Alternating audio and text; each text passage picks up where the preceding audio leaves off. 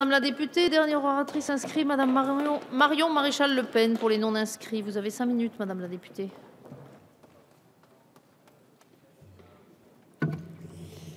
Merci Madame la Présidente.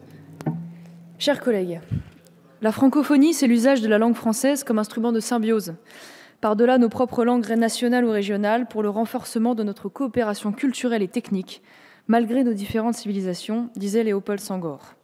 La France a une longue histoire avec l'Afrique, une histoire au cours de laquelle des liens si particuliers se sont noués. Ces liens n'ont pas à être niés, au contraire, ils doivent guider notre politique d'aide au développement pour accompagner les civilisations francophones dans leur marche au progrès.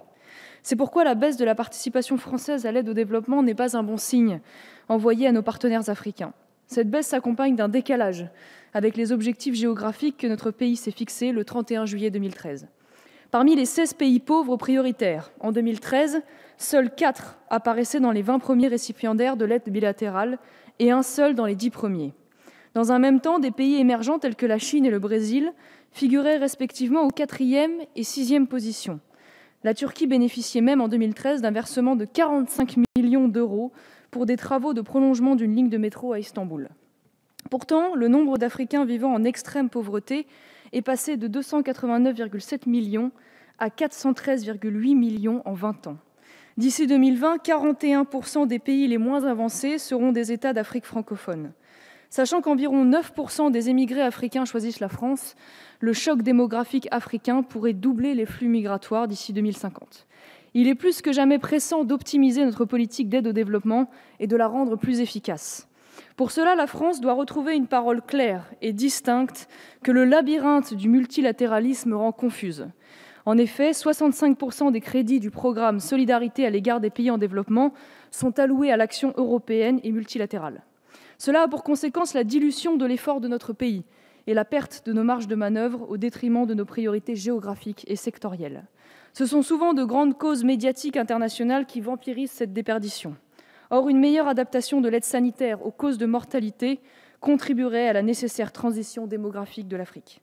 Mon propos n'est pas d'abandonner l'universalité de l'aide au développement, qui octroie à la France une certaine influence dans les institutions internationales, mais d'appeler à recentrer l'aide française sur le canal bilatéral afin de bénéficier de plus de marge de manœuvre.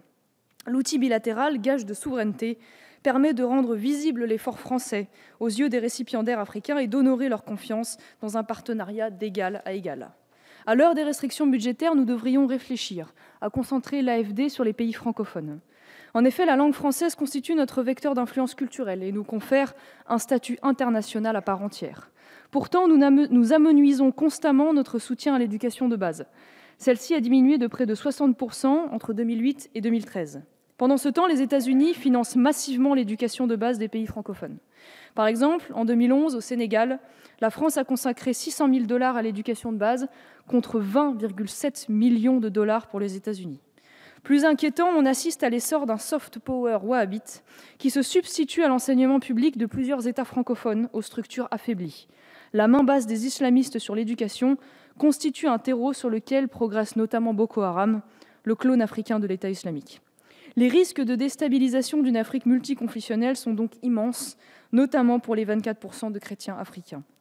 L'Afrique francophone, grâce à sa jeunesse, a tout pour sortir de la pauvreté. Avec une moyenne de 5% de croissance par an, le continent enregistre la seconde croissance économique derrière l'Asie.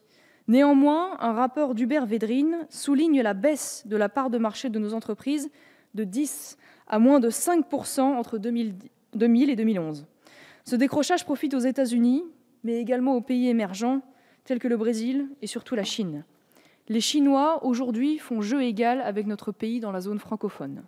Pourtant, la France possède sur place le premier réseau diplomatique et son savoir-faire en Afrique est inégalé. Le développement des infrastructures urbaines, l'assainissement, la mobilité, l'électrification, le numérique sont autant de marchés d'avenir dans une Afrique qui a soif de progrès. Tous ces défis sont autant de contrats potentiels pour les entreprises françaises, à condition que l'État français mette en place une véritable coopération entre le secteur privé et les pouvoirs publics pour des investissements à long terme. Les réseaux de l'AFD doivent prioritairement profiter à nos entreprises françaises. Cela passe aussi par un Erasmus de la francophonie, permettant des échanges entre établissements d'enseignement supérieur francophones pour aider à la formation des élites économiques et culturelles de l'Afrique de demain. La France n'a pas à être inhibée par son passé ou la vieille nulle de la France-Afrique. Au contraire, les Africains veulent que notre pays les soutienne pour relever les défis du XXIe siècle. Le président gabonais n'a-t-il pas demandé, lors de sa visite en septembre dernier, aux acteurs économiques français de venir investir au Gabon? Détachons-nous de nos complexes et retrouvons notre pleine souveraineté dans la gestion de notre aide au développement. La France et l'Afrique ont tout à y gagner. Je vous remercie. Merci Madame la députée.